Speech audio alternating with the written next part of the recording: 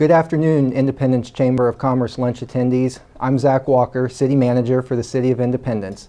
Sorry I can't join you today, but this event means so much to me every year that I wanted to record my comments for you and share them with you that way today. It's certainly been an abnormal year, and this is an abnormal way to appear, but we've all become very adaptable, and I appreciate your flexibility today. I'd like to begin by thanking Mayor Weir, Council Members Huff and DeLucy, Perkins and Stewart, Steinmeier and Hobart for their continued leadership on the City Council, as well as our department directors and city staff who represent our city every single day. In the days leading up to the Apollo 13 launch on April 11, 1970, few seemed to care that astronauts Jim Lovell, Fred Haise, and Jack Swigert would soon be arriving on the moon. This had been done twice before, and there were more pressing matters to focus on. Paul McCartney had just left the Beatles. But on April 13th, 56 hours after launch, a piece of faulty wiring in one of the oxygen tanks ignited a spark, and the tank exploded catastrophically. The crew lost 2 of their 3 fuel cells in the explosion, and their only remaining oxygen tank began to leak into space. The old plans for landing on the moon were abandoned.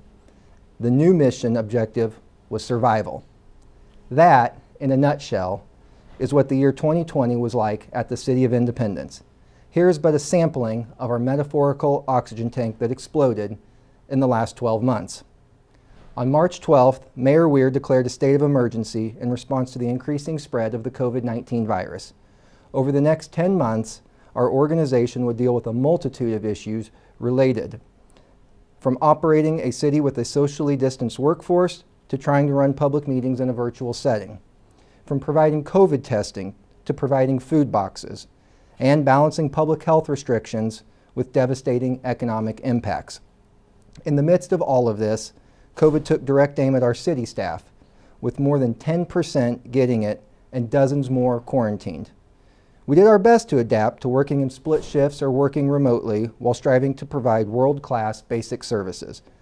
The one thing that everyone seemed to agree on was that the only way to survive this was by hoarding toilet paper, and many of us learned we'd make terrible school teachers.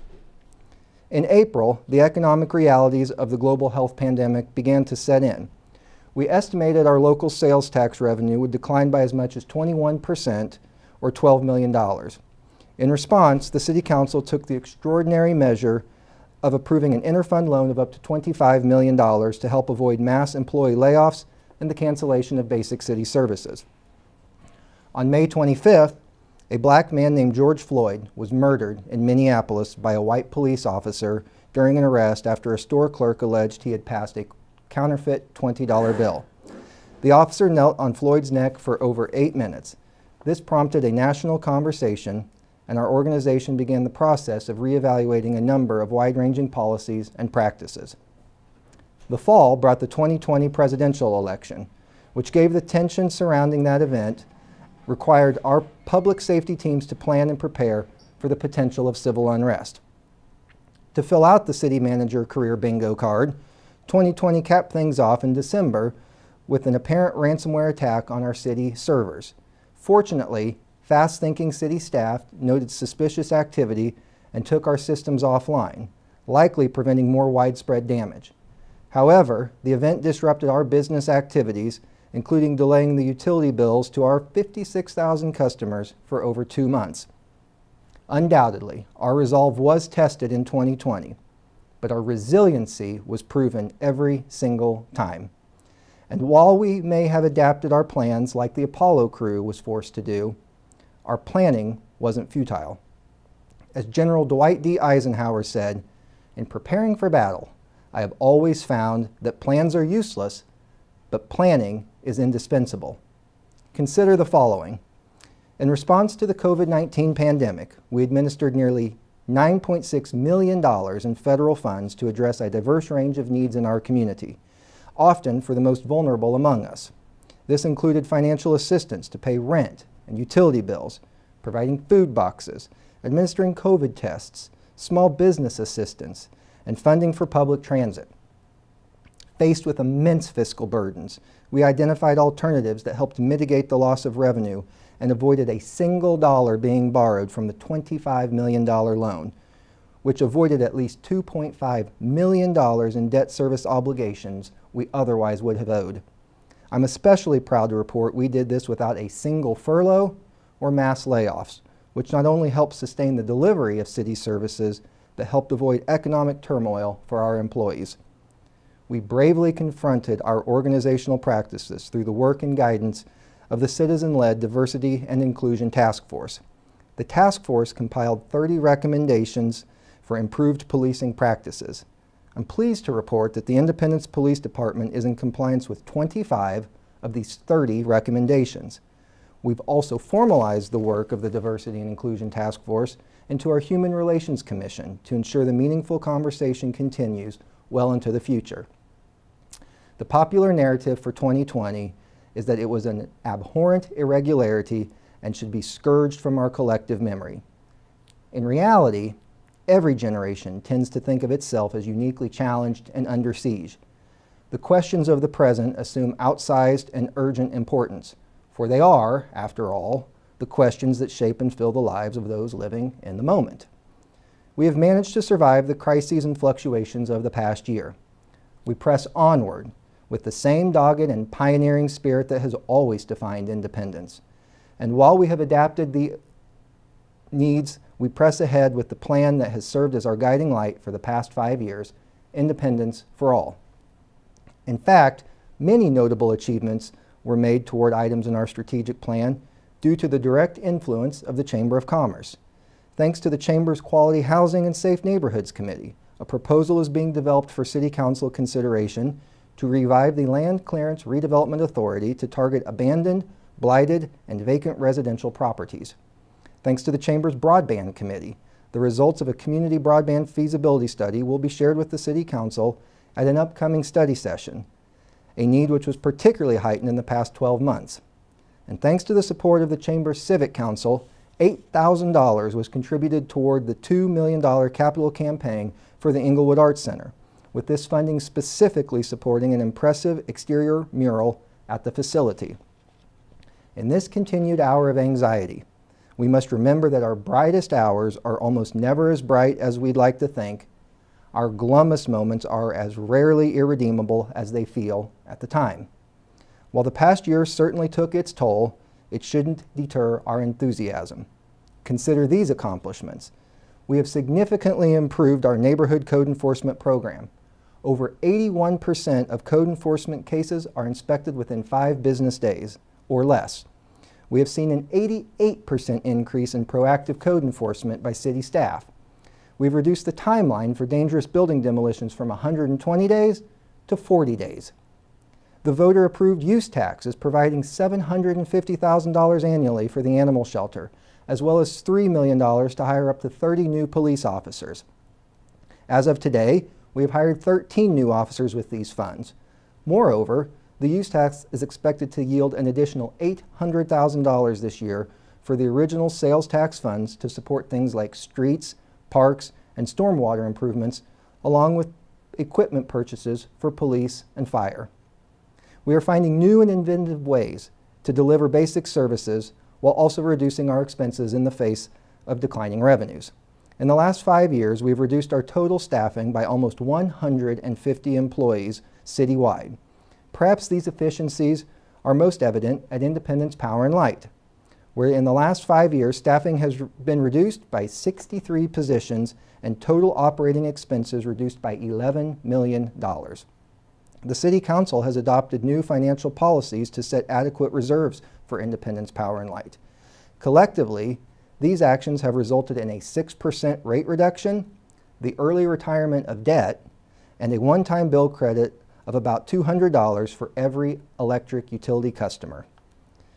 We brought long-term operating and financial stability to the Cable Daimler Arena through an extension of our management agreement with Spectra that keeps them in place through 2034. Nolan Road, perhaps one of the city's most recognizable corridors, continues to enjoy a renaissance through the efforts of the Nolan Road CID. Along the corridor stretching from Truman Road to 40 Highway, there are now 135 active businesses. 12 properties that opened or upgraded in the last year bring additional vitality to the area, representing private investment of over $7 million. The CID continues to make infrastructure improvements, beautification enhancements, and branding efforts. The city exceeded all growth goals on its social media platforms, doubled the production of video content, and increased viewership of online videos by 70%. This past August, the City Council met to develop the strategic plan for the next 5 years. After careful reflection, consideration, and deliberation, the City Council chose to retain the same vision, mission, and objectives of Independence for All. Prior to adopting the plan, the City Council surveyed residents and business owners, and 82% agreed that this is the right plan to move Independence forward. The City Council, utilizing the feedback from the citizen survey, has also set the following priorities for the next 12 months. Reduce crime and disorder, stabilize and revitalize neighborhoods, reduce blight, enhance public health, communicate more effectively.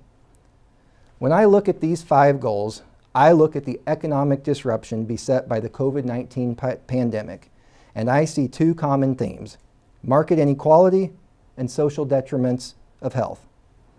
Issues of crime and disorder, issues of neighborhood stabilization, issues of blight and public health all have at their core the need to address inequalities that remain all too pervasive in our community.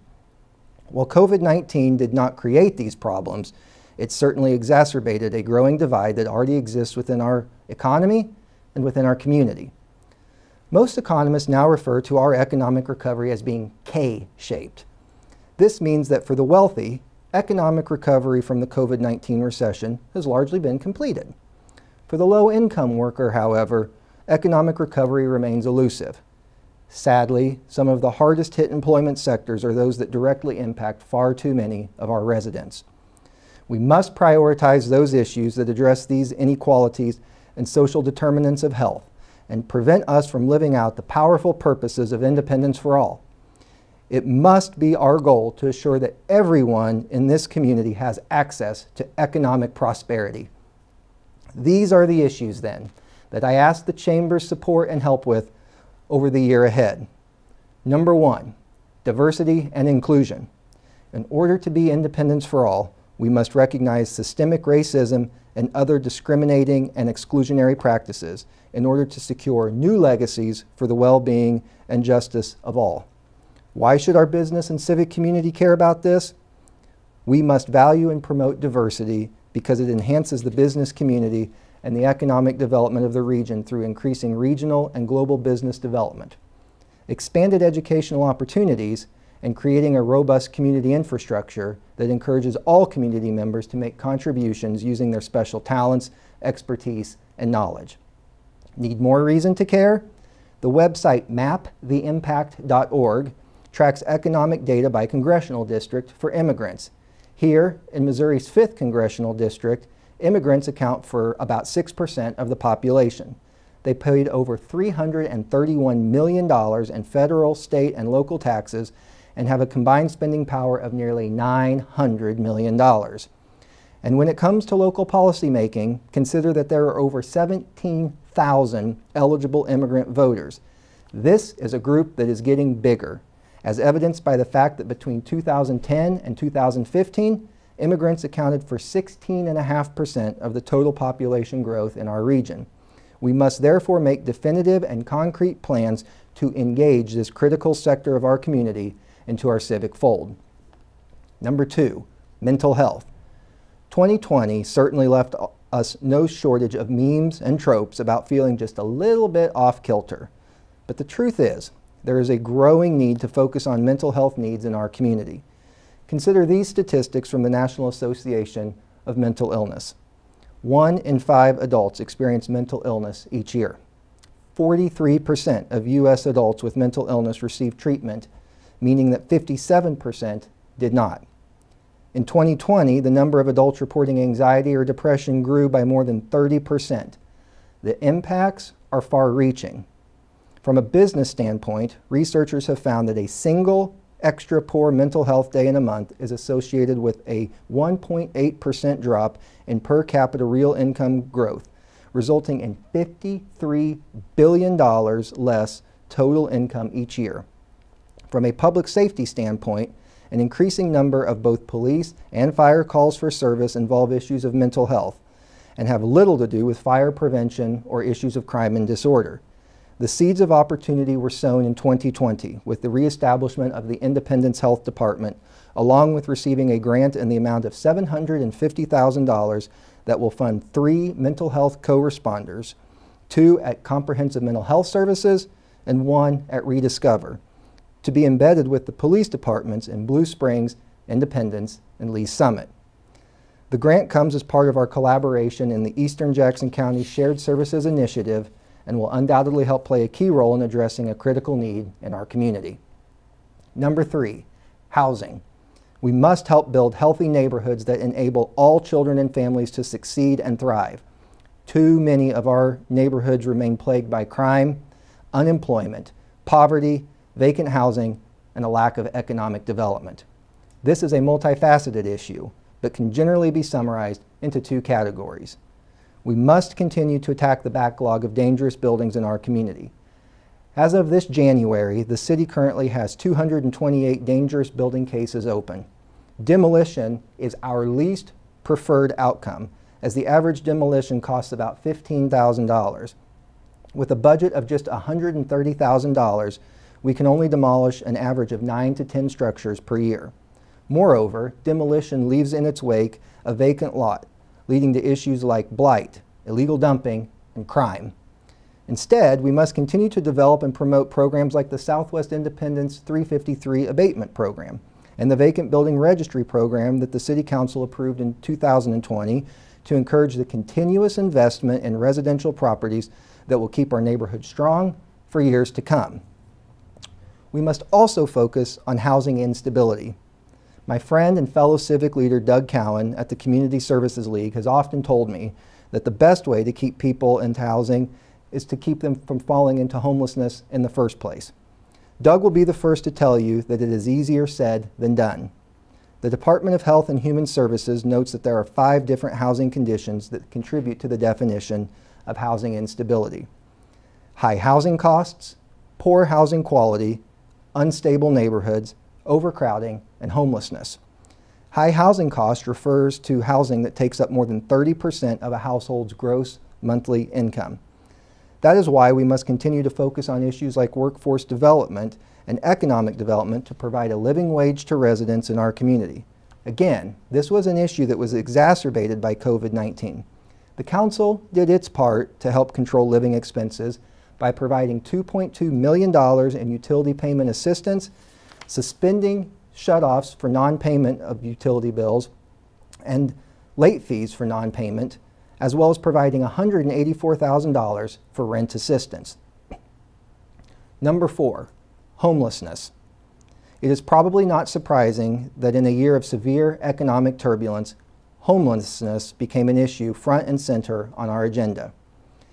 In the past year, I had several opportunities to join Police Officer Matt McLaughlin of the Independence Police Department as he engaged in homeless outreach activities.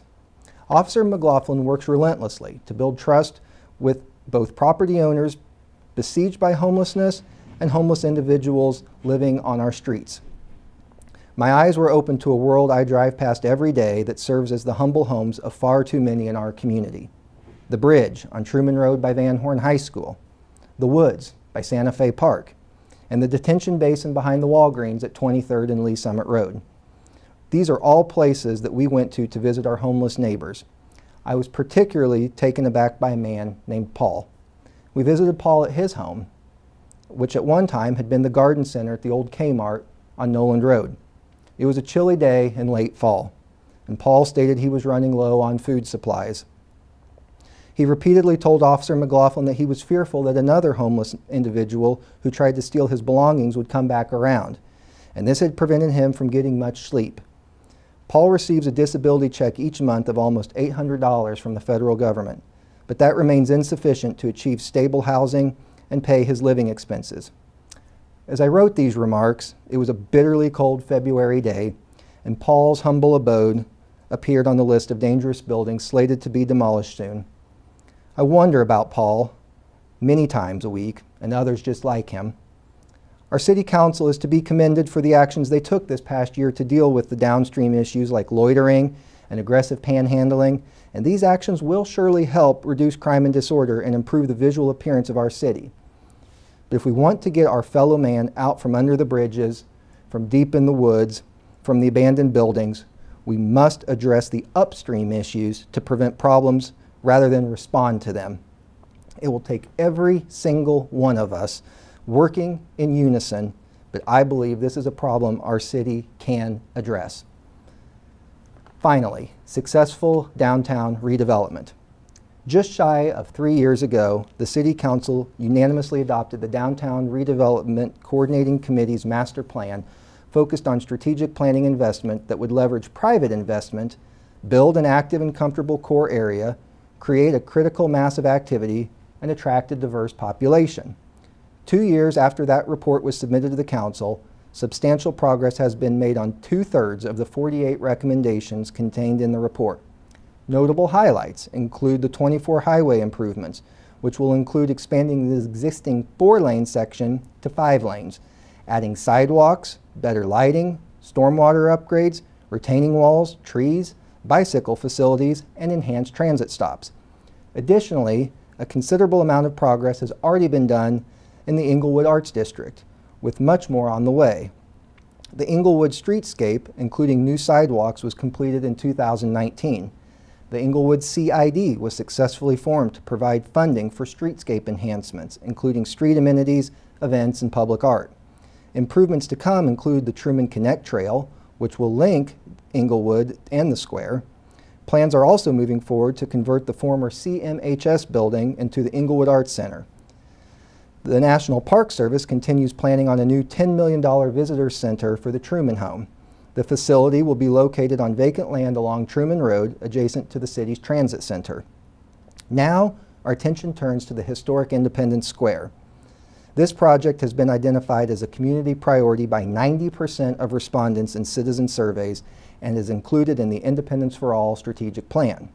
The square streetscape and associated trail and cycle track represent 2 of the top 5 priorities presented by the City Council by the Chamber of Commerce in April 2017. In addition to new sidewalks, the plan calls for a new traffic flow pattern, improved lighting, and a cycle track through the heart of the square. A plan of funding has been identified, bringing together a variety of sources for a $3 million construction project. 46% of the total project cost will come from leveraged funds. The new Square CID will work with the Independence Square Association, Square Benefit District, and private individuals to help maintain the new streetscape and enhance it with landscaping, street amenities, and art. Promoting civic renewal, community resilience, and individual well-being. These are complex issues that almost certainly will not be solved today or tomorrow, or maybe even in our lifetimes. But these are the issues which must be confronted if we are to live out the noble calling of Independence for All. These issues cannot be ignored, for as Eleanor Roosevelt said, staying aloof is a cowardly evasion. Courage is more exhilarating than fear, and in the long run, it is easier. We must also shift our gaze away from the immediate gratification of today and toward the unselfish outlook of tomorrow. There's a Greek proverb that must become the meditation of our heart. A society grows great when old men plant trees whose shade they know they shall never sit in. For all our shortcomings, and for all the plans denied and deferred in 2020, the experiment begun 5 years ago under Independence for All, carried out so imperfectly and so unevenly, is worth the fight.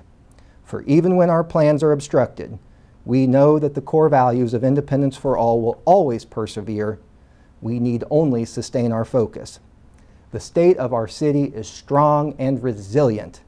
We are a community ready for the next chapter, and I know with the help of those in this room, our story will be great. Thank you for your time and your commitment to the City of Independence, for having me here today, and for the ongoing drive to make Independence the city we know and love.